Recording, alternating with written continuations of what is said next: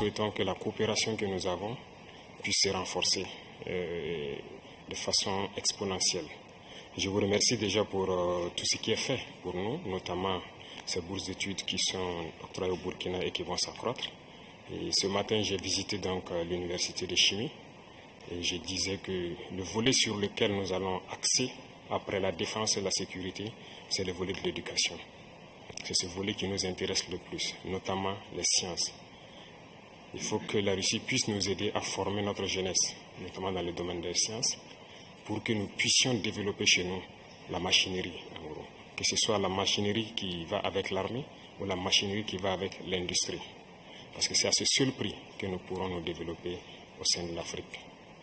La guerre qui nous est imposée aujourd'hui, nous pensons que ce n'est qu'une manifestation aussi du nazisme. Parce que le terrorisme qui est là aujourd'hui n'est pas du terrorisme, c'est de l'impérialisme.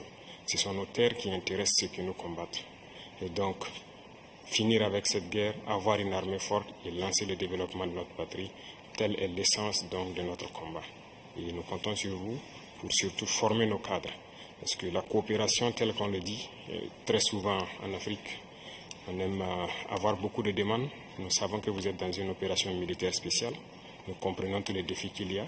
Et le lendemain, qui est incertain pour le monde entier, nous pouvons comprendre ça. Donc nous ne serons pas là peut-être à demander beaucoup de choses, à demander de l'aide ou quoi que ce soit. Mais l'aide que vous pouvez nous octroyer, c'est surtout ce transfert de connaissances que nous voulons. Et donc nous souhaitons avoir plus de bourses et voir dans quelle perspective nous pouvons nous-mêmes donner des bourses à nos étudiants pour étudier ici. Et dans un troisième temps, comment est-ce que les universités ici peuvent se dupliquer au Burkina Faso, notamment celles que j'ai visitées.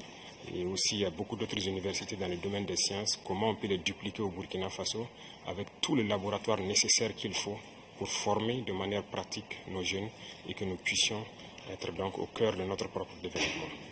Donc c'est la demande essentielle que nous avons actuellement dans le contexte que nous vivons pour pouvoir transformer tout ce que nous avons sur place, produire beaucoup de choses nous-mêmes et que le Burkina Faso soit un hub où beaucoup de jeunes Africains vont venir et apprendre aussi la science. Faso 7, une autre facette de l'information au Burkina Faso.